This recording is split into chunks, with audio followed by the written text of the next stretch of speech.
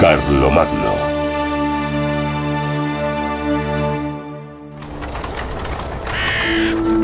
Episodio primero.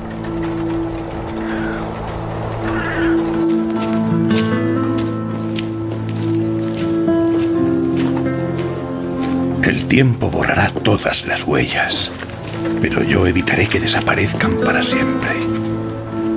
Yo soy el único que puede llevarlo a cabo. Fue mi protector y mi amigo. Y es mi obligación sagrada no dejar que ese grande de su tiempo caiga en el olvido.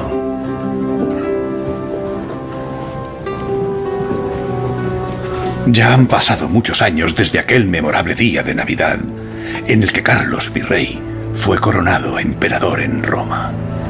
Gloria in excelsis Deo,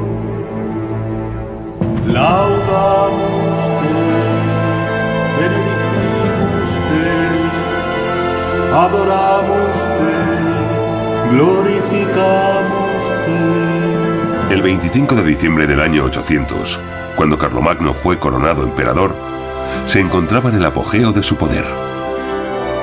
Gobernaba un imperio que abarcaba casi toda Europa. Carlomagno era el gobernante más poderoso de su tiempo.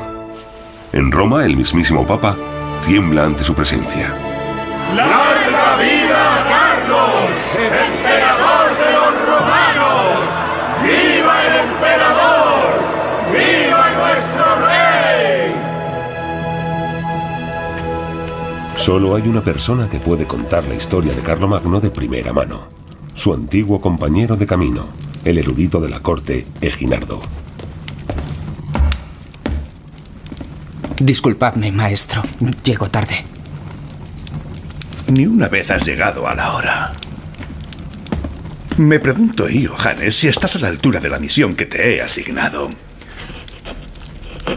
Me he propuesto comenzar a escribir lo antes posible sobre la vida pública y privada del gran rey Carlos y, naturalmente, sobre todos y cada uno de sus hechos.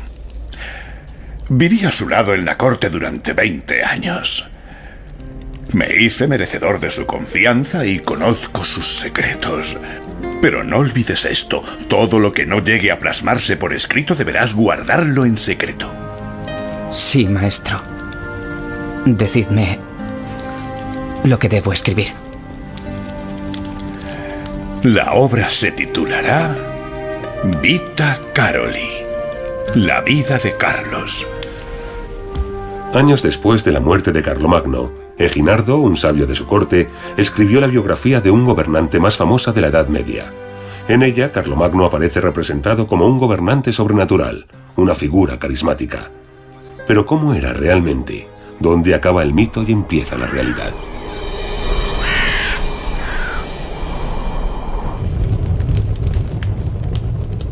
La historia comienza en una época turbulenta. Pipino, el padre de Carlomagno, quiere ser rey de los francos, pero no es el heredero de la corona.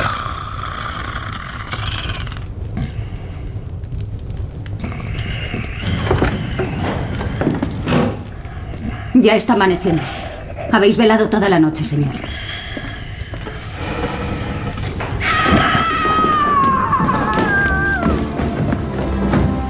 El ambicioso Pipino desea tener un hijo para poder fundar su propia dinastía.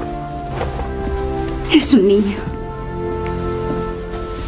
En abril del 748, 4 largos años después de su boda con Bertrada, nació el ansiado primogénito.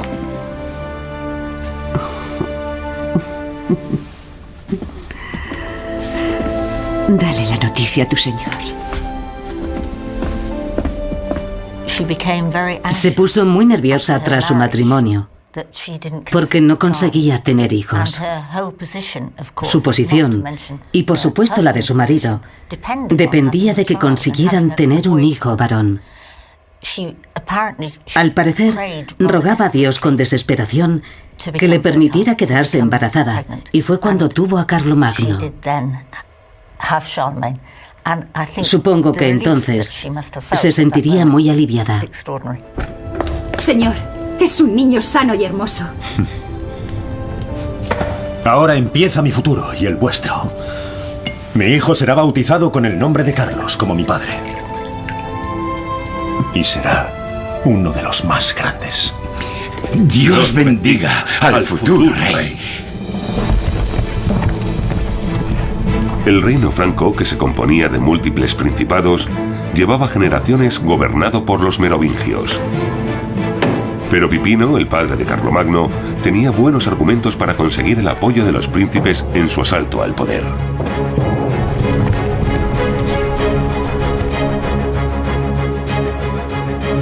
Pipino se hizo con el gobierno de un gran imperio. Bajo la dinastía de los merovingios, el área de influencia de los francos no había dejado de crecer. Además de sus áreas de asentamiento originales junto al Rin y al Mosela, dominaba una gran parte de la Francia actual. En 3 siglos, el reino de los francos llegó a ser una gran potencia en Europa. Abad Burcardo, ¿cómo están las cosas en vuestra tierra? No van bien, Abad Fulrado. Según el mensaje que nos ha llegado de Neustria, muchos príncipes de Borgoña y Alemania se han puesto de parte de Pipino. Os agradezco que hayáis venido tan rápido. Los rebeldes forman ya un grupo numeroso, y son pocos los que siguen apoyando al rey Childerico. Pronto nadie podrá impedir mi triunfo. Pero solo un aliado poderoso conseguirá acallar a todos mis rivales. Fulrado, Burcardo, ¿estáis dispuestos a viajar a Roma?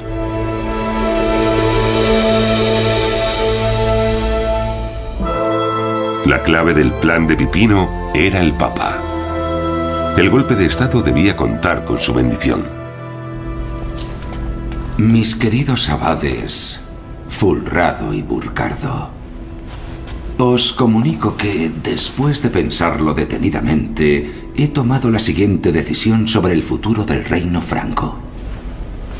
Es mejor que el rey sea el que tiene el poder y no aquel que ha perdido toda su potestad. Por eso, en virtud de la autoridad apostólica, el rey de los francos será desde ahora mayordomo de Palacio Pipino. Santidad, habéis tomado una decisión favorable para los francos y también favorable para vos. El Papa de Roma se había convertido en una autoridad desconocida hasta entonces en el reino franco.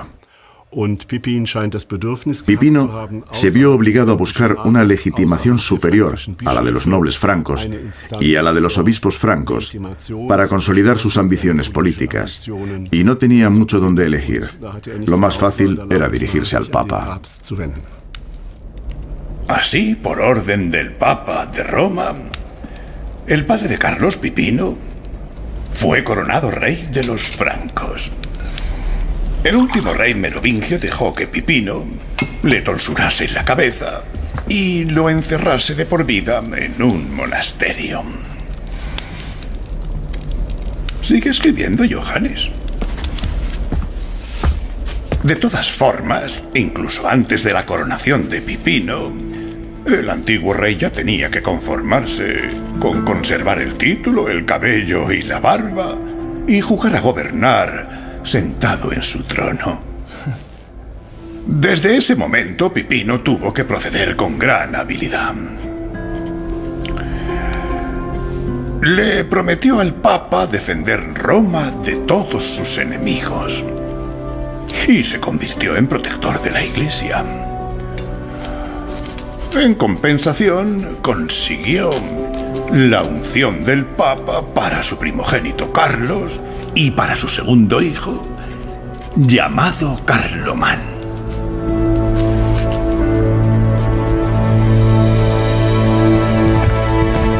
En la nueva casa real carolingia había 2 herederos al trono, Carlomagno y su hermano Carlomán. Desde la infancia, los dos se veían más como rivales que como hermanos.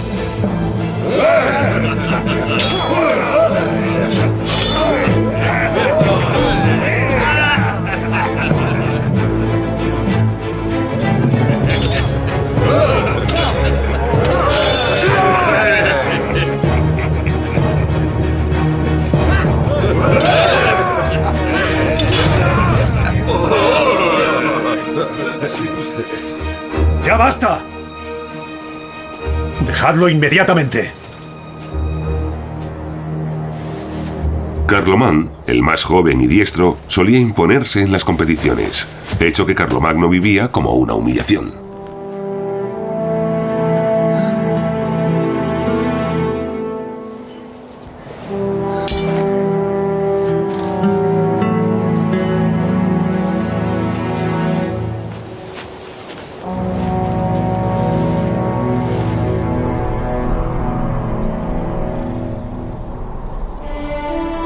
Os he reunido aquí para que seáis testigos de mis últimas voluntades. Dividiré el reino de los francos entre mis dos hijos. Os ruego que les seáis tan leales como lo habéis sido conmigo. Además, determino que tú, Carlos, reines en el norte de Neustria y Austrasia y en el oeste de Aquitania. A ti, mi querido hijo, te dejo el este de Aquitania, Borgoña, Provenza, Alemania y el sur de Neustria y Austrasia. Esta decisión es irrevocable.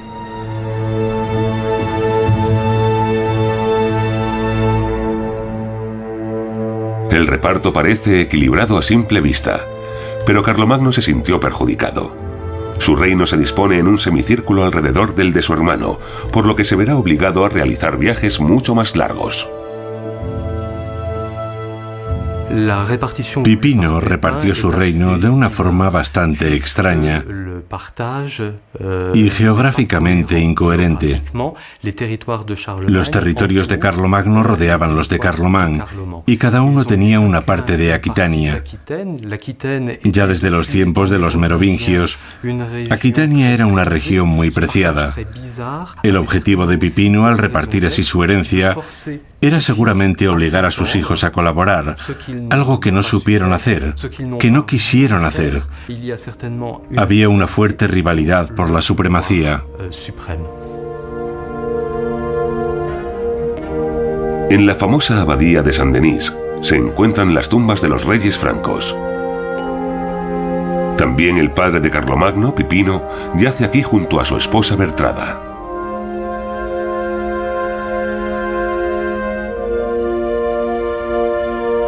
Cuando dividió su territorio entre sus dos hijos, no podía imaginarse las consecuencias de su decisión. Tras la muerte de Pipino, cada uno tomó posesión de la región del reino que le correspondía según la decisión paterna. Las coronaciones tuvieron lugar al mismo tiempo.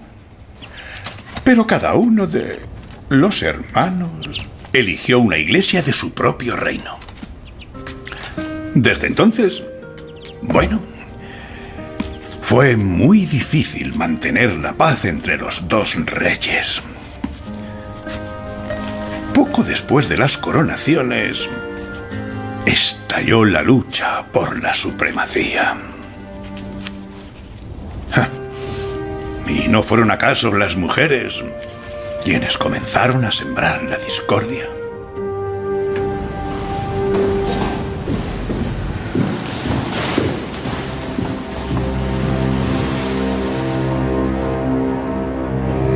Esta era también la intención de tu padre. La familia es muy rica e influyente. Con este matrimonio, los bávaros y los lombardos estarán de mi lado. Mi reino será más fuerte.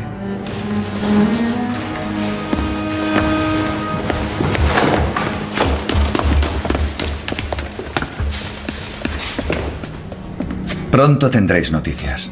Ve con mi bendición, hijo mío.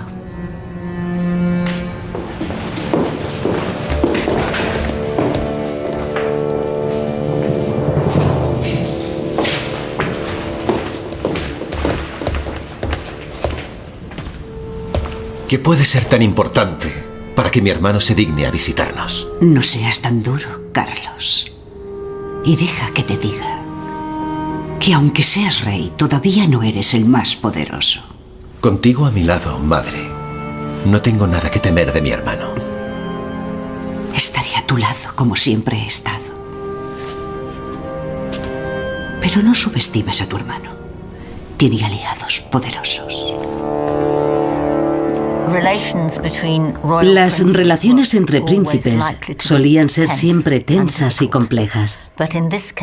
Y en este caso tenemos pruebas claras de que era así. Me pregunto si la causa sería la mayor afinidad de la madre con su hijo mayor. Tras la muerte de Pipino, cuando estuvo claro que la relación entre los hermanos no era buena, Bertrada intentó poner paz entre ellos, aunque creo que su preferido era Carlos.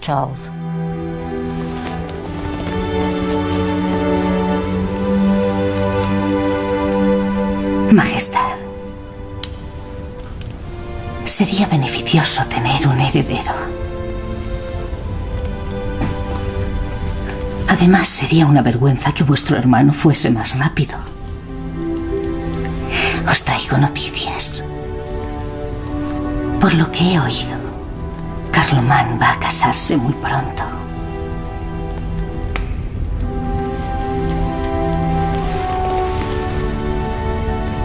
Ya está viviendo con su futura esposa. No digas más.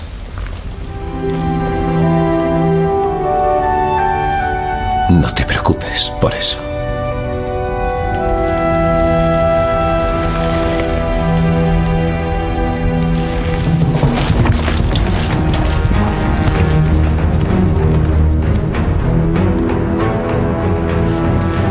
Señor, acabo de llegar de Duasdives y no he visto ni rastro del ejército de vuestro hermano.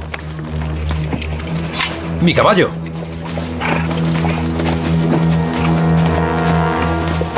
En las fronteras del reino hay una rebelión. En un caso así, los dos hermanos están obligados a colaborar militarmente. Aquitania, conquistada por el rey Pipino, se levanta contra los ocupadores francos bajo el mando de su antiguo señor, Unaldo. Carlomagno esperó a su hermano en Moncontour, a 500 kilómetros de la zona del conflicto, para marchar juntos contra Aquitania. Pero Carlomán no se presentó en el lugar acordado. Sin vuestra asistencia militar, vuestro hermano se lanzará contra la espada de Unaldo. Ese es el plan. Atacará sin mi ayuda. Se sentirá obligado por su honor y por el de nuestro padre. ¿Y qué vais a hacer cuando caiga derrotado?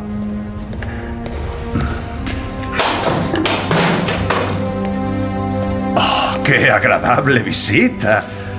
Aquí debo este honor. Desde tiempo inmemorial los reyes de los francos siempre han luchado juntos. También nosotros hemos jurado cumplir esa ley sagrada. Si esa ley es tan sagrada para ti, haz lo mismo que yo. Envía a tus guerreros a casa. ¿Para ser el hazmerreír de todo el mundo? Me habías prometido tu ayuda. ¿Lo has olvidado? Bueno, me he aconsejado con otros. Salud, hermano. Pronto superarás la humillación. Maldito traidor. ¿Lo ves? ¿Tienes la fuerza suficiente para matarme?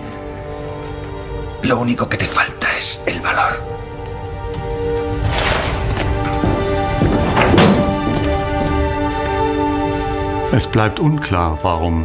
No está claro por qué Carlomán se negó a ayudar. ¿Quería dejar a su hermano en una situación comprometida? ¿Estaba aliado con los aquitanos? Es probable que hubiese una antigua enemistad entre los hermanos. Las fuentes no lo aclaran, pero lo que sí sabemos es que Carlomagno se quedó solo tras el enfrentamiento con su hermano. Carlomagno se encuentra en la situación en la que su hermano quería verlo. Rehuir el combate sería un gesto de debilidad. Luchar solo, un riesgo enorme. Carlomagno no puede permitirse una derrota. El rey solo conservará su corona si la suerte, es decir, Dios, lo acompaña en el combate.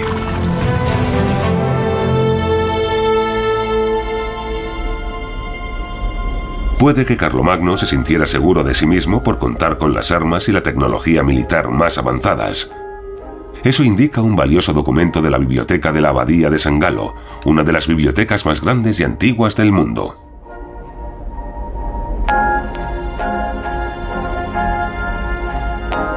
Aquí se conserva un manuscrito de la era carolingia de valor incalculable. Es el Salterio de Oro, realizado con tinta dorada. Muestra a los francos al ataque con arcos y flechas, con espadas y escudos. Como protección, los soldados llevan cota de malla y armadura de escama, una tecnología muy avanzada para su tiempo.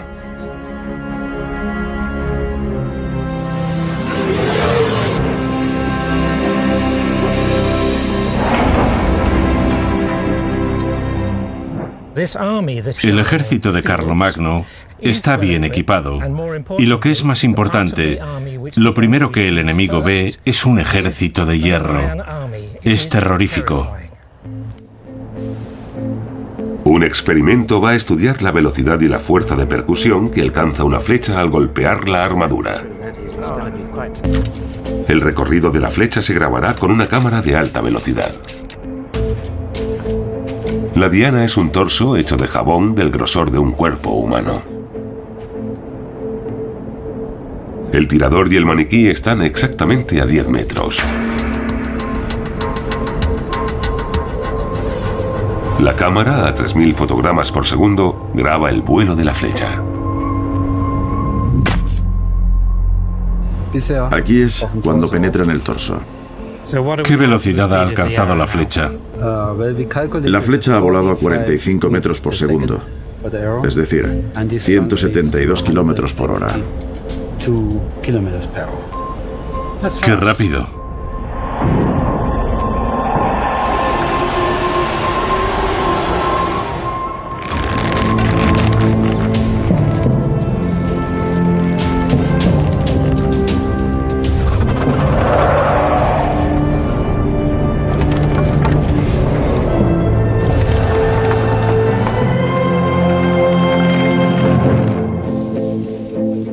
¿Qué protección ofrecían las cotas de malla y las armaduras de escamas?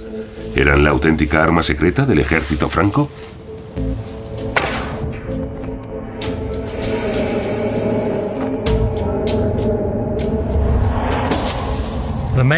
La cota de malla es la principal forma de armadura que se utilizaba en aquel tiempo. Estaba hecha de anillos entrelazados y protegía principalmente contra espadas, lanzas y armas cortantes, pero no era muy eficaz contra las flechas, como demuestra nuestro experimento. Sin embargo, sí detenía algunas flechas. La cota de malla no ofrece mucha resistencia a los proyectiles, pero reduce la fuerza del impacto de modo que las flechas mortales se quedan atrapadas en el jubón.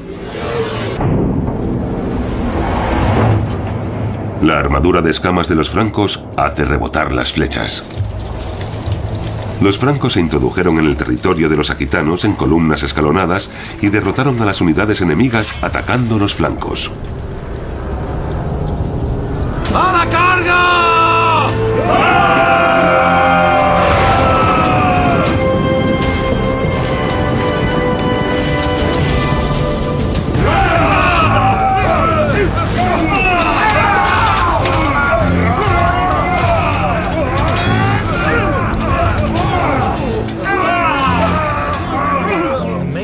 El factor más importante en los éxitos militares de Carlomagno es simplemente el dinero. Gobernaba un estado con una economía en crecimiento.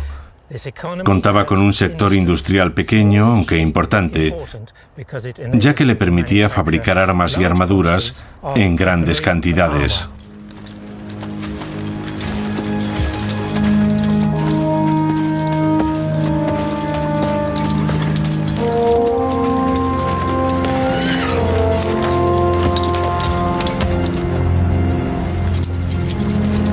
¡Señor! ¡Señor! Tenéis un hijo. Vuestra esposa ha dado a luz un niño. ¡Tenemos un heredero! ¡Los francos seremos los vencedores! ¡Ah!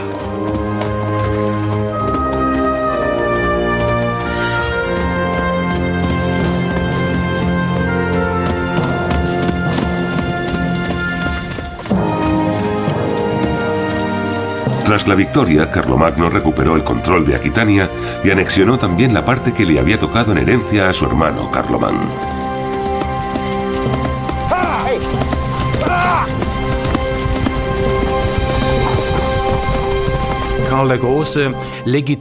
El éxito en la batalla de Carlomagno legitima su reinado, le permite demostrar a su corte que es un rey soldado capaz de vencer, y eso da legitimidad y estabilidad a su gobierno.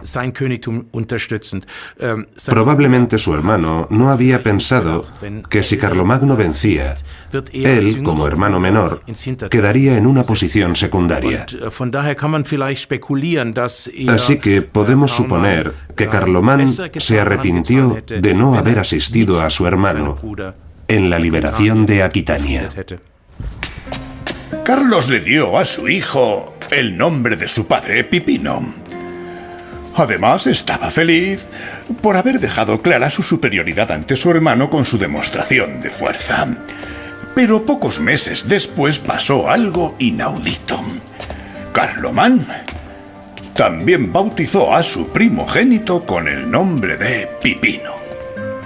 Fue una gran provocación hacia su hermano. Debes saber que Carlos siempre soportó con paciencia la hostilidad y los celos de su hermano. Sí, también entonces la gente se sorprendía de que nunca reaccionase con furia. Más bien se ocupaba de sus asuntos a su manera. O tal vez sea mejor decir que fue su madre la que empezó a organizar a su manera los asuntos de su hijo.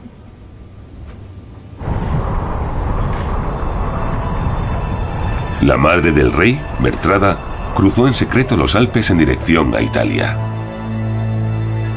Se dirigía al palacio del rey de los Lombardos, Desiderio, en Pavía. Bertrada quiere cerrar una alianza con el antiguo enemigo de los francos para fortalecer el reinado de Carlomagno. Las fuentes suelen dar muy poca información sobre el papel de las mujeres en aquel tiempo. Por eso, en el caso de Bertrada, podemos constatar que gozaba de una posición de dominancia muy poco habitual y que manejaba muchos hilos de la política. Querida Bertrada,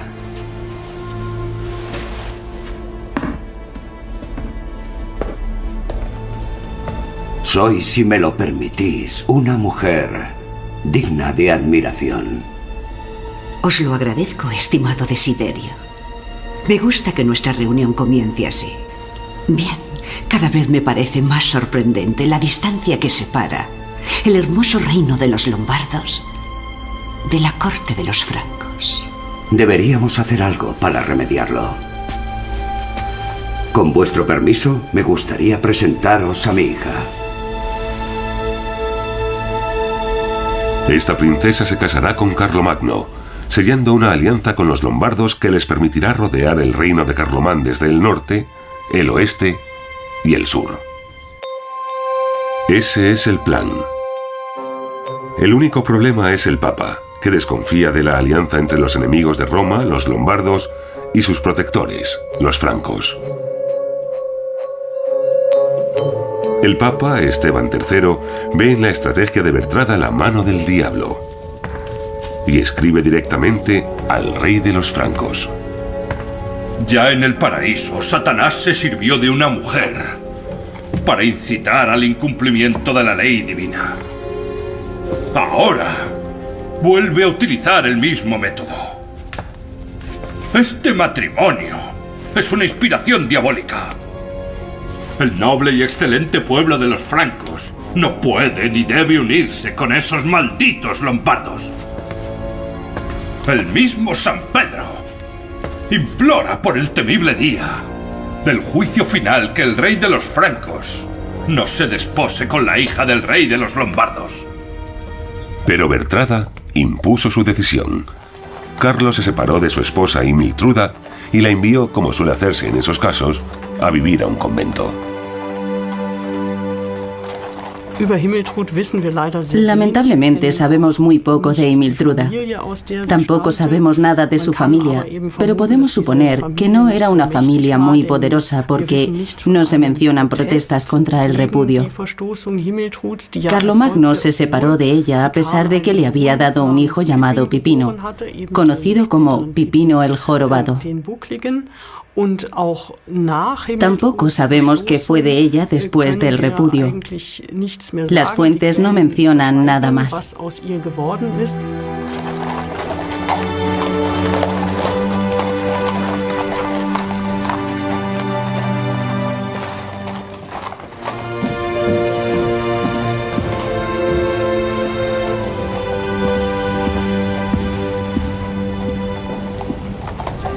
Carlos, tu prometida ha recorrido un largo camino y le gustaría conocerte.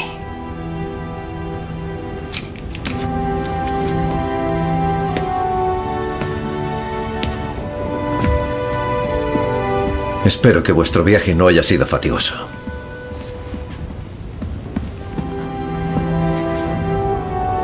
Os espero para cenar.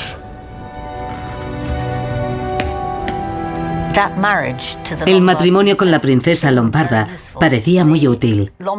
El rey lombardo había casado a sus hijas con personas muy prestigiosas. Y Carlomagno estaba entrando en una constelación de poder ya existente. Ahora le toca mover ficha a Carlomán.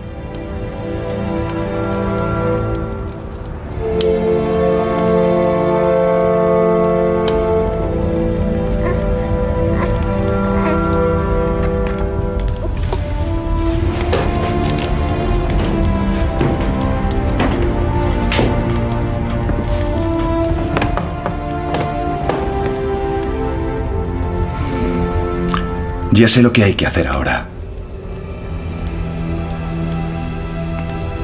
Nuestro segundo hijo recibirá el santo bautismo de manos del mismo Papa. Mañana enviaré una carta a Roma.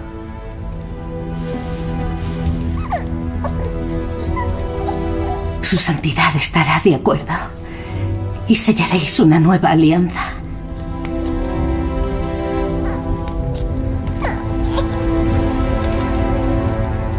Pero Carlos, y sobre todo Bertrada, no querían permitir una alianza entre Carlomán y el Papa.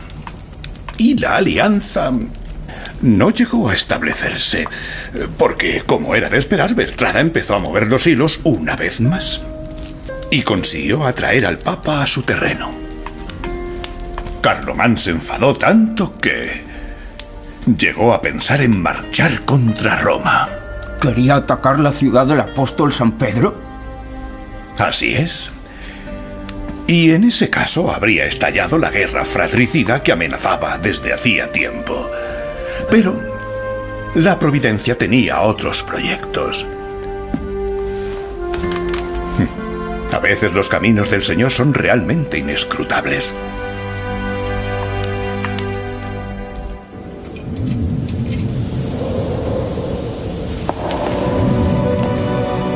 El destino tomó las riendas antes de que estallara la guerra.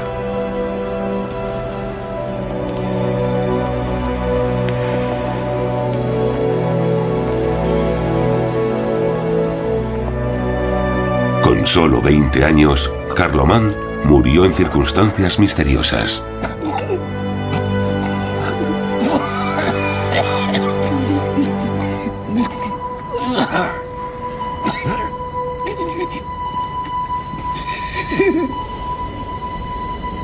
Para Carlomagno, la muerte de su hermano abría posibilidades inesperadas.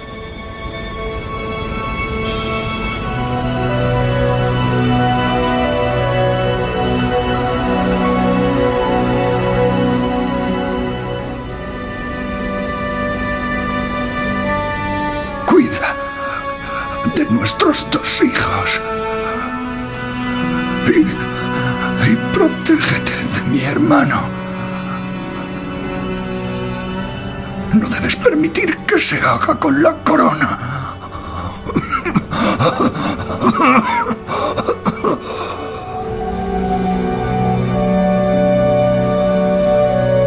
Carlomagno no tardó tiempo en proclamarse único rey de los francos.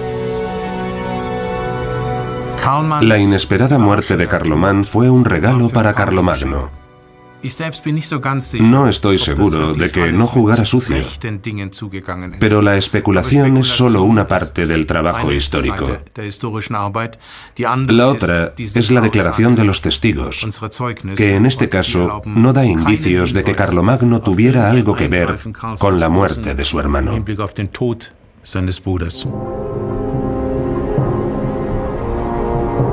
La viuda de Carlomán, Gerberga, tiene un plan muy temerario. Para poner a sus hijos fuera del alcance de Carlomagno, atraviesa los Alpes. Su destino es la corte del rey de los lombardos, Desiderio.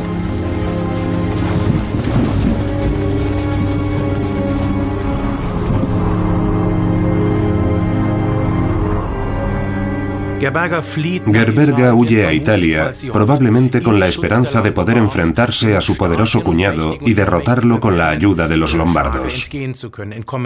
No podía estar más equivocada. Carlomagno tardó 2 años en marchar sobre Italia, pero para entonces los herederos de Carlomán estaban desaparecidos. Los días de la esposa lombarda de Carlomagno en la corte también estaban contados.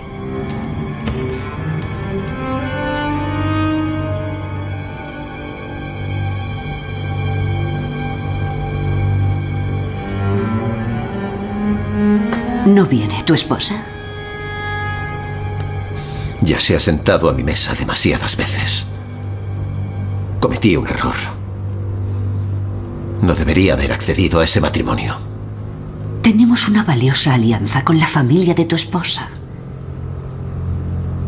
¿Qué quieres decir, Carlos? Quiero decir que yo soy el rey de los francos y que desde ahora yo tomaré todas las decisiones y que tu lombarda volverá con su pueblo de traidores.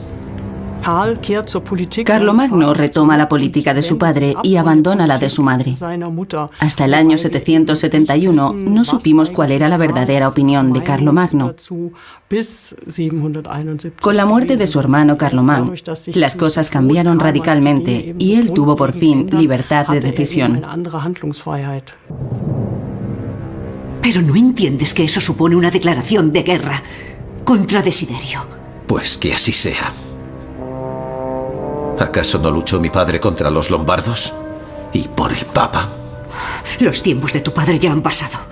No necesitamos guerras, sino alianzas. Te equivocas, madre. ¿Por qué se esconde mi cuñada en la corte de Desiderio?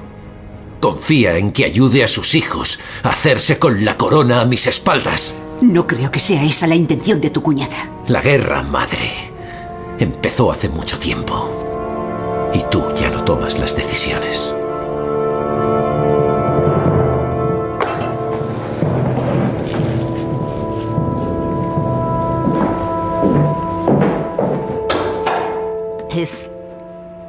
Su relación con Italia estaba cambiando. Quería una alianza con el papado y tenía que deshacerse de los lombardos. Pero también necesitaba casarse con una aristócrata, algo mucho más normal que un matrimonio con una extranjera. Quería la hija de una familia poderosa, capaz de apoyarlo política y militarmente en la década del 770.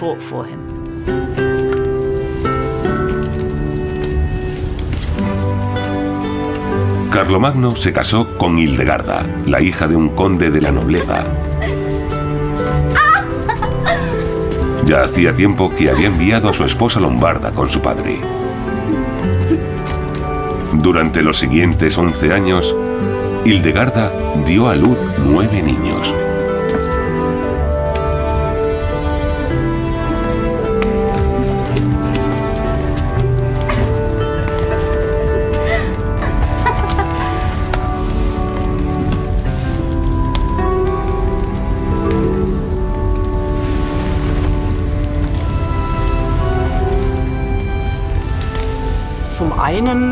Por una parte, Hildegarda tenía familiares en el reino de Carlomán.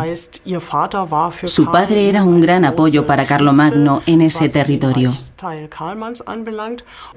Además, la joven Hildegarda, que tenía entonces 14 años, tuvo que ser encantadora, ya que consiguió reconciliarse con quienes se oponían al matrimonio. Por lo que sabemos, llegó a ser una de las reinas más queridas.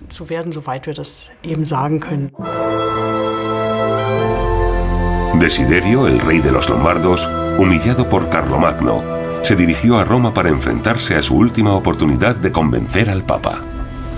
Santidad, supongo que ya se habrá enterado del infortunio que han sufrido los hijos de Carlomán. ¿Os referís a que nuestro, si me lo permitís, impetuoso Carlos ha adelantado a los pobres niños en la línea sucesoria? Les ha arrebatado la corona de los francos que les correspondía por derecho. Bueno. ¿Y qué papel queréis que represente en esta función? Santidad, con permiso, vos sois el único que puede determinar la legitimidad de la corona. Os ruego que coronéis a los jóvenes como los legítimos herederos del trono de Carlomán. Son sus hijos. ¿Es cierto que, tal como he oído, los tenéis bajo vuestra protección y esperáis sacar algún beneficio? Bien. Lo pensaré, pero una decisión así requiere tiempo. Sicherlich war es eine Herausforderung an Para Carlomagno, la bendición papal a los hijos de su difunto hermano hubiera supuesto un gran reto. No podía permitir que el Papa legitimase a otros pretendientes al trono, porque tras la muerte de su hermano, había reclamado todo el reino de los francos, y ese sería un motivo para ir a la guerra.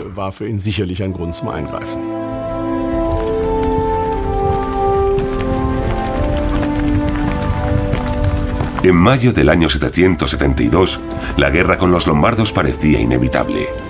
Pero el trato que Carlomagno había dispensado a sus sobrinos molestó a muchos nobles del reino. La situación es muy tensa cuando Carlomagno, como cada año, renueva los juramentos del vasallaje. Príncipe Guerol, el fiel vasallo de mi hermano. Y ahora, si Dios lo permite, el vuestro. Y también mi cuñado. ¡Vamos!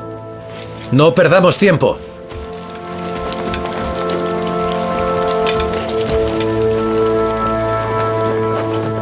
Tal como yo lo veo, no estamos unidos. Y eso me entristece. Sobre todo al ver cómo los príncipes francos no juran fidelidad a su legítimo rey, sino a un lombardo traidor. Pero dejemos a los lombardos y ocupémonos de los sajones. Cuando Carlomagno devolvió a casa a su esposa lombarda, sabía que iría a la guerra contra los lombardos, pero también sabía que en sus propias filas, en parte por culpa de su madre, la campaña contra los lombardos encontraría resistencia. Por lo tanto, tendría que eliminar esa resistencia para poder declarar la guerra contra los lombardos. Durante ese tiempo actuó como el rey soldado que era y organizó la campaña contra los sajones. En aquel tiempo un rey tenía que estar siempre en guerra. Esa era su principal ocupación, la guerra.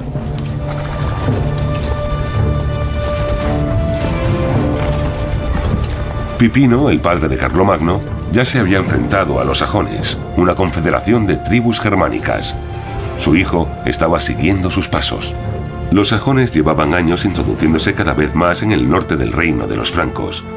Carlomagno decidió ir un paso más allá que su padre. En el año 772, decidió introducirse brutalmente en el territorio sajón hasta el Weser superior.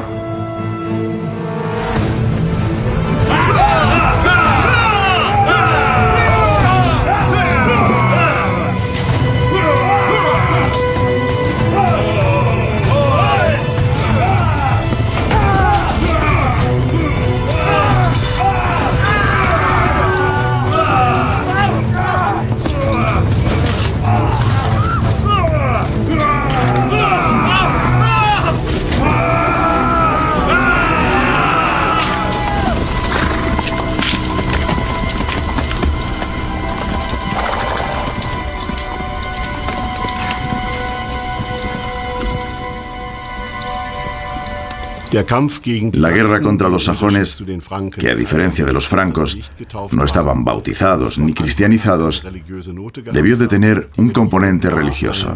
La religión era una parte de la identidad étnica y política que podía utilizarse para someter a un pueblo. En este sentido, no nos consta que Carlomagno haya considerado el dominio militar y la imposición del cristianismo en Sajonia como dos procesos independientes. Para él eran dos caras de la misma moneda.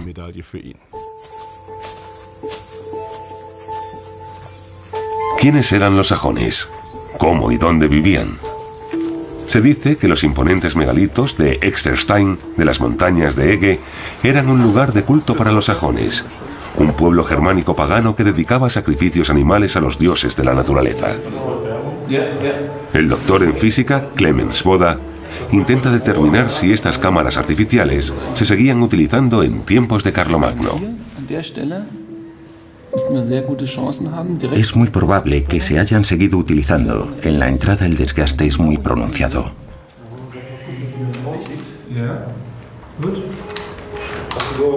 Hace años se encontraron aquí restos de hogueras. La pregunta es, ¿hasta cuándo se encendieron hogueras en estos muros? Clemens Boda espera que la datación por luminiscencia de las muestras obtenidas pueda aportar una respuesta. Esta es buena. Sí, esta servirá.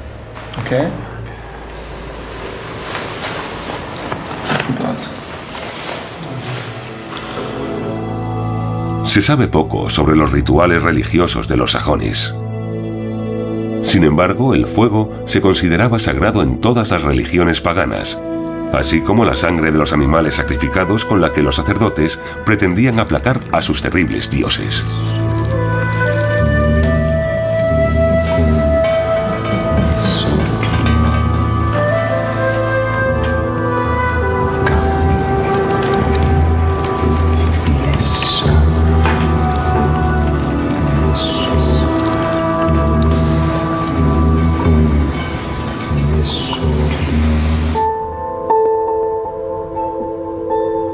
Clemens Boda data las muestras mediante luminiscencia estimulada ópticamente.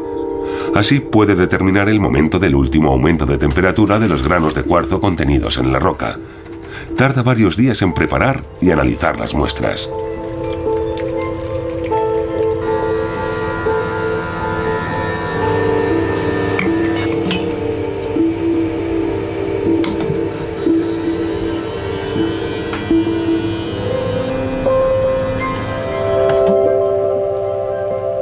Los resultados muestran que la última vez que se encendió una hoguera en las cuevas de Exterstein fue entre el siglo VIII y el siglo XVI.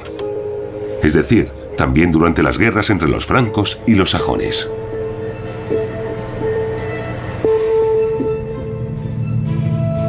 No es posible determinar si eran hogueras utilizadas para rituales, porque no hay restos arqueológicos que lo indiquen.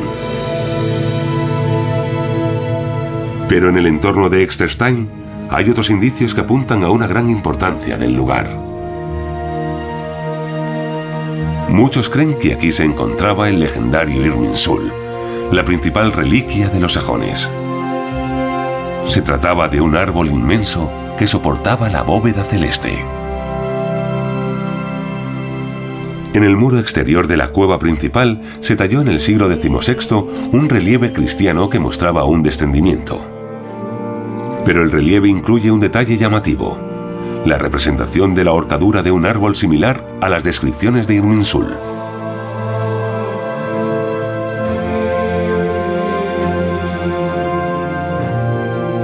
¿Nos dice el relieve que aquí se encontraba el principal santuario sajón?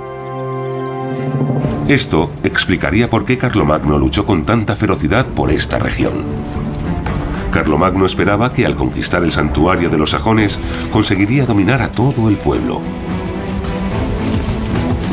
Pero lo que no se imaginaba es que la lucha duraría muchos años.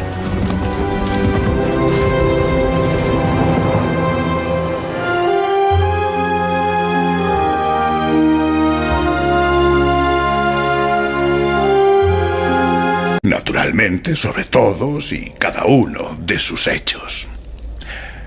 Viví a su lado en la corte durante 20 años. Me hice merecedor de su confianza y conozco sus secretos.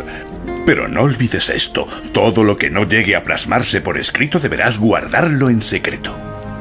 Sí, maestro. Decidme lo que debo escribir. La obra se titulará Vita Caroli, la vida de Carlos. Años después de la muerte de Carlomagno, Eginardo, un sabio de su corte, escribió la biografía de un gobernante más famosa de la Edad Media. En ella, Carlomagno aparece representado como un gobernante sobrenatural, una figura carismática. Pero ¿cómo era realmente? ¿Dónde acaba el mito y empieza la realidad?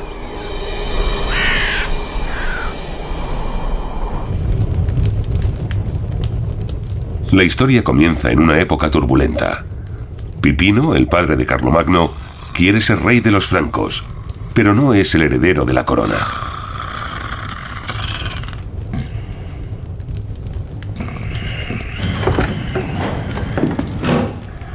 Ya está amaneciendo.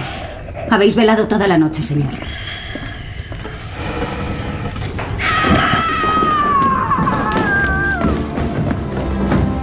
El ambicioso Pipino desea tener un hijo para poder fundar su propia dinastía. Es un niño. El memorable día de Navidad, en el que Carlos, virrey, fue coronado emperador en Roma. Gloria in excelsis Deo, laudamus Te, benedicimus Te, adoramus Te, glorificamos Te. El 25 de diciembre del año 800, cuando Carlomagno fue coronado emperador, se encontraba en el apogeo de su poder. Gobernaba un imperio que abarcaba casi toda Europa. Carlomagno era el gobernante más poderoso de su tiempo. En Roma, el mismísimo Papa tiembla ante su presencia. ¡Larga vida a Carlos, emperador de los romanos! ¡Viva el emperador! ¡Viva nuestro rey! Solo hay una persona que puede contar la historia de Carlomagno de primera mano. Su antiguo compañero de camino, el erudito de la corte, Eginardo. Disculpadme, maestro. Llego tarde. Ni una vez has llegado a la hora. Me pregunto, Johannes, si estás a la altura de la misión que te he asignado. Me he propuesto comenzar a escribir lo antes posible sobre la vida pública y privada del gran rey Carlos y... En abril del 748, 4 largos años después de su boda con Bertrada, nació el ansiado primogénito.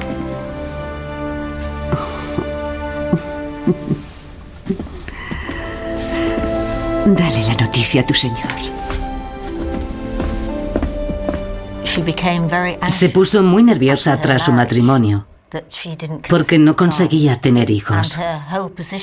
Su posición, y por supuesto la de su marido, dependía de que consiguieran tener un hijo varón. Al parecer, rogaba a Dios con desesperación que le permitiera quedarse embarazada, y fue cuando tuvo a Carlomagno. Supongo que entonces se sentiría muy aliviada. Señor, es un niño sano y hermoso. Ahora empieza mi futuro y el vuestro. Mi hijo será bautizado con el nombre de Carlos, como mi padre.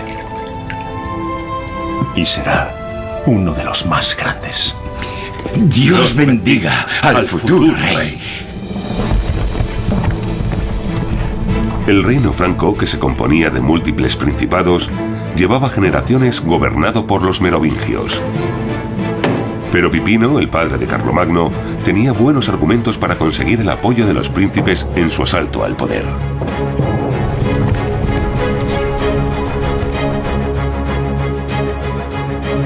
Pipino se hizo con el gobierno de un gran imperio. Bajo la dinastía de los merovingios, el área de influencia de los francos no había dejado de crecer. Además de sus áreas de asentamiento originales junto al Rin y al Mosela, dominaba una gran parte de la Francia actual. En 3 siglos, el reino de los francos llegó a ser una gran potencia en Europa.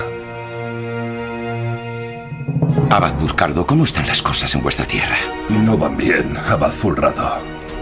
Según el mensaje que nos ha llegado de Neustria, muchos príncipes de Borgoña y Alemania se han puesto de parte de Pipino.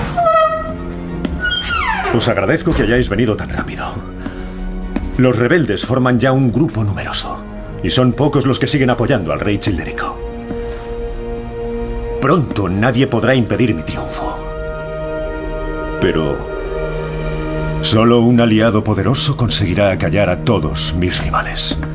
Fulrado, Burcardo, ¿estáis dispuestos a viajar a Roma?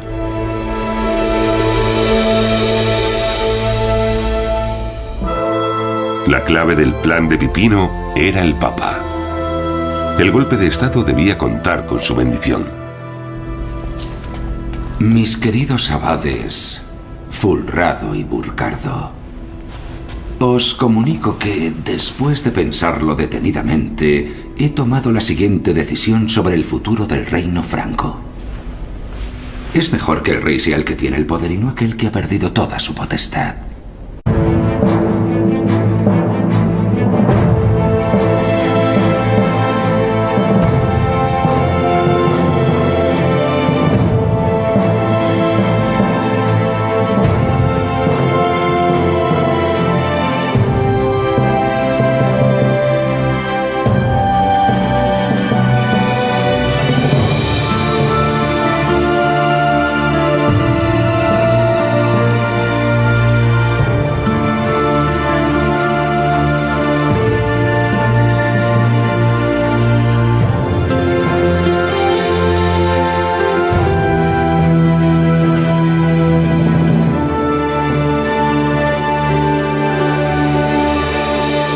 Carlomagno.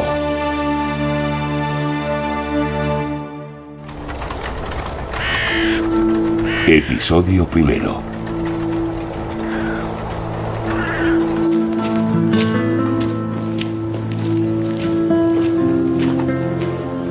El tiempo borrará todas las huellas, pero yo evitaré que desaparezcan para siempre. Yo soy el único que puede llevarlo a cabo. Fue mi protector y mi amigo. Y es mi obligación sagrada no dejar que ese grande de su tiempo caiga en el olvido.